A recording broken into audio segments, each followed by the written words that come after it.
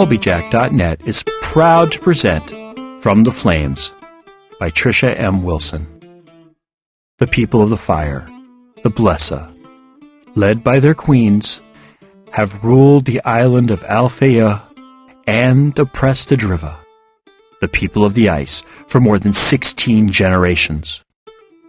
With the Drivian King in hiding and little hope on the horizon, the Driva looked to one person to save them from the vile Blesa, the Diviana. According to legend, the divinely gifted Diviana will one day overthrow the Blesa and restore the Drivian King to his rightful throne. But with the search having lasted for more than 400 years, will the Diviana ever come to light? Willow is the slave of the Raskpil family. Bought at the age of 4, 20 years have passed since her life irrevocably changed. Her existence is no worse than any other slave, but within, Willow wonders if there isn't something more she should be doing with her life other than serving the ungrateful. Ordered to travel with her master's family to Sondertoft, so her master's adult children can take part in an ancient rite of passage, Willow is shocked when she learns that she too must participate. Will she fail, as all before her have? Will she rise to the challenge and become stronger after passing through the flames? Episode 58. I don't have a problem trusting people. I trust a lot of people. I'm simply more cautious than you are, Hawk said. And I'm sure one day your caution will keep us alive. But for now we need to be focusing on Kalina. Could she be telling the truth about her family and their part in history? Willow asked. Anything's possible, Hawk admitted. And there's no real way for us to find out the truth. We're so cut off from the rest of the world and have to stay that way in order to complete our quest. We couldn't even inquire into the details of what happened to Admiral Rand without drawing attention to ourselves now that the Queen has a bounty on our heads. Then what are we going to do? Do we invite Kalina to come with us and risk her being a traitor? Or do we send her on her way, which might be safer for us mentally, but a liability physically? Willow asked. And if she is telling the truth, we could be sending her to her death. A liability physically? What do you mean? Sigurd asked, looking confused. We are stronger the more people we have fighting on our side, Willow answered. And by the looks of her, she'd be handy to have around in a fight. If she leaves, she takes with her all her fighting skills. I say she stays, Sigurd said. All signs point to her being an asset to us, and I, for one, am not going to be sucked into paranoia and conspiracy theories. Until she shows me something I don't like, I'm going to accept her into our happy group. Just because I'm paranoid doesn't mean people aren't out to get us, Hawk retorted. And one day my conspiracy theories might be true, and then you'll be eating your words. I say she leaves. We've taken enough of a chance by taking in Sigurd, but to take in another person, a real stranger who we have no way to investigate, is suicide. So I'm the deciding vote, Willow said, not happy with the position her men had put her in. While I agree with much of what Hawk has brought up, I'm willing to take the chance and accept her into this group.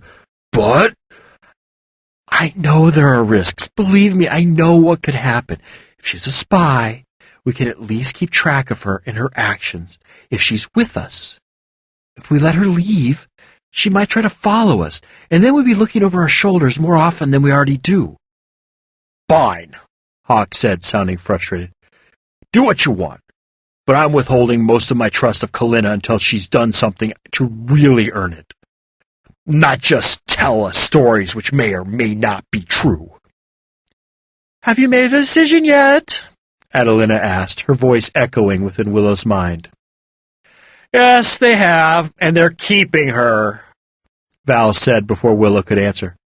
She's not a pet, Willow said, but if she wants to join us, we'll accept her. Your choice. I'll bring her back. Come on, girl, time to get back to the cave. Kalina and Adelina are coming back. Who wants to let her know she's in? Willow asked. I think Sig should, since he's her biggest fan, Hawk said, not succeeding in keeping the bite out of his voice. Sigurd opened his mouth to retort, but before he could, a voice called out, "Can I come back now?" "Yes, we're done talking," Willow said. Dumping her armload of wood on the ground, Kalina moved close to the fire. "Good. I was getting cold out there, and Lady Adelina directed me back here. Every time I went in a different direction, she growled at me. It was quite frightening." "She does have her ways," Sigurd said, patting her back. "Don't take it personally." "He should," Adelina said. "Should what?" "Take it personally. Speaking of personally, he owes me my massage for the day. Hey, boy, stop flirting with the girl and give me my massage." "I mean, really, how long does it take to tell her she's in?" "Still making him massage you? When are you going to let him off the hook?" "Never, if I can help it. He does a good job," Adelina admitted. "You know, I think that is the first nice thing you've ever said about Sigurd. Are you beginning to like him?" "No." "Thank you so much," Kalina said, hugging Willow. "You won't regret giving me this chance." "I hope I don't," Willow mumbled. Then, remembering what Adelina said, she turned to Sigurd and said only 2 words. "Massage time." Sigurd groaned and moved to Adelina's side. Willow saw Kalina look confused, but she didn't have the energy to explain. "What's our next step?" Hawk asked. "Next step?" Kalina asked, her focus back at him. "On the quest?" "Yes, we can't stay in this cave forever, so what's our next step?" Hawk said. "There were 5 tapestries," Willow said, "and we found the objects associated with 3 of them." "So you're over half done. That's great," Kalina said. "What did the other 2 tapestries show?" "One of them showed a bloody battlefield with a weird mist settling across the land. There were bodies everywhere, and it looked like a battle had just been fought. The other showed the Queen of Blesa receiving a necklace of some sort. From what I could gather, she was at one of her private retreats. But I don't know how many she has or what they look like, so I have no idea which one it was." "Battlefield? Weird mist? This sounds familiar. Why does this description sound familiar?" Kalina asked aloud. "It sounds familiar?" Sigurd asked. "I've never heard of any battlefield with any mist associated with them. Not that there's a lot of battlefields from the war." "I've got it," Kalina said suddenly. "I've heard of this place on the eastern side of Alfeyju. It's always been the meeting places for warring peoples, and thousands have died upon its ground. The locals swear the land is cursed, and that the blood of all the dead seeped into the ground, making it unsuitable for anything. They also say that the mists, which can appear at any time of the day or night, are the souls of the dead warriors come back from the land of the dead to haunt where they died." "How did you hear of this place?" Hawk asked, his eyes wide. "My parents were close friends with the old soldiers who trained me, and he liked to tell me ghost stories. He used to say that only a true warrior would be able to go on to that field and survive the settling of the mist." Kalina paused for a second before saying, "No, I'm wrong. He didn't say a true warrior. He said the true warrior. Only the true warrior would survive the mist." "What did he mean?" Willow asked. "I'm not sure. At the time, I thought he was trying to scare me. But maybe he meant you. Your description and mine sound like the same place." "Do you know where it is?" "He said the mists were called the Mists of Kaliva, and the battlefield was known as the Fields of Blood. I believe the field is near a town called Rodkar," Kalina said. "Rodkar?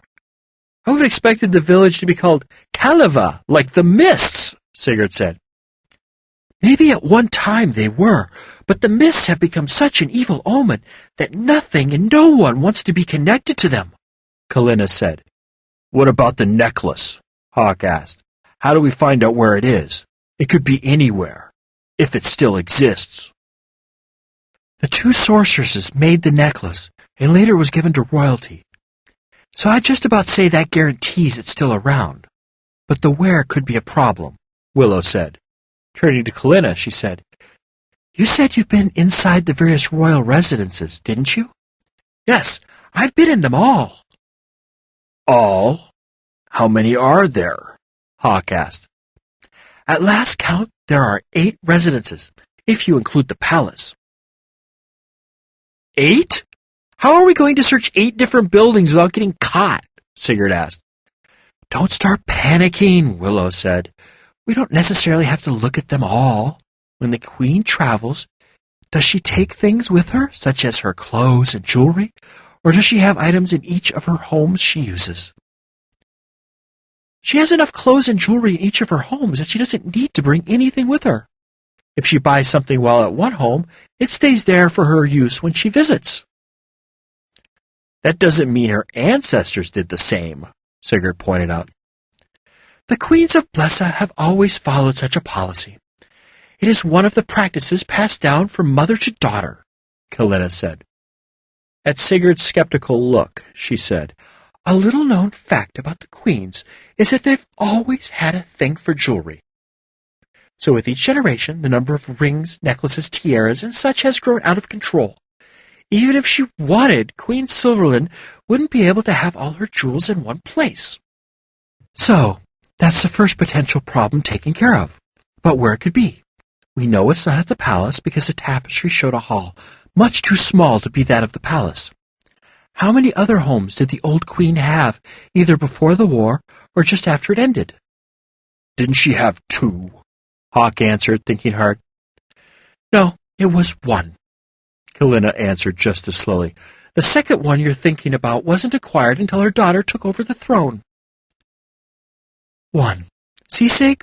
With a little thinking, we went from 7 possibilities to 1. Where is this home? It is on the peninsula above the capital, Kalina said. I've only been to Randallin Cottage once. Queen Silverland isn't a huge fan of the place, but the security was impeccable. But she was there, Hawk said. You'd expect great security when your monarch is in residence. The rest of the time, I'd wager they could care less about security. Why don't we worry about breaking into the place after we've gone to this battlefield? I am correct in assuming we'll reach the battlefield first, right? Sigurd said, glancing at Kalina. Yes, Rodica is south of the capital, so if we continue along the coast, we'll come to it before we reach the residence. But how are we going to get to Rodkar? We have a ship, Willow said. You do? That's wonderful. Where is it? Kalina asked. It's at Kristhaller, about 2 days' walk from here, Willow said. You know, this isn't the first time that ship has been in an opportune place. One day we've got to come up with some sort of signal that will tell the ship to go somewhere else, Sigurd said. And where would it go? Hawk asked. We're not welcome anywhere, so where do you want the ship to meet us?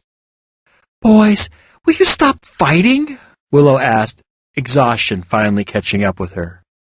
Moving over to her pallet and getting comfortable, she said, Why don't we figure it out tomorrow? It's late, I'm tired, and we have a very long day of walking ahead of us. Every day is a long day, Sigurd mumbled as he tried to get comfortable on the ground. At least you didn't almost drown, Hawk said. Or die, Kalina added. Or are recovering from arrows in the back and drained from saving 2 people. Quit complaining and go to sleep, Willow said before closing her own eyes and easily drifting off to sleep.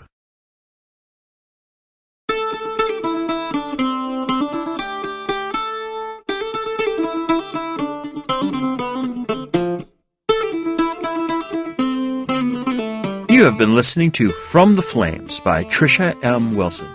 Read, recorded, mastered, encoded, and produced by Colbyjack.net. This work is released under a Creative Commons 3.0 Attribution, Non-Commercial, Share-alike license. Do what you want with it, just don't try to profit from it. Heaven knows we can't. If you have any questions, comments, or rants you wish to share with us, we can be reached at Colbyjack at Colbyjack.net.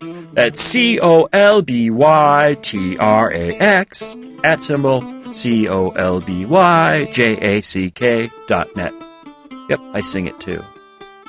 If you want to follow the exploits of Trisha in Twitterland, just search for Lady Trisha W on Twitter, or follow the ever-dashing, courageous, hardworking, intelligent, and immensely humble Colby Tracks on the Twitters as well.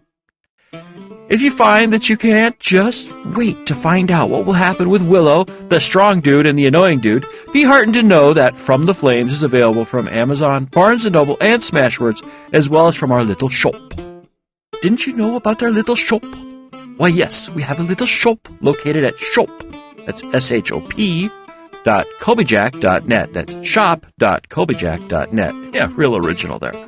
There you will find the latest ebook versions of all our works in both Mobi and ebook, all DRM free, as well as audiobook versions of such works as Firmware Hijacked and Proxy, as well, naturally, as well as From the Flames.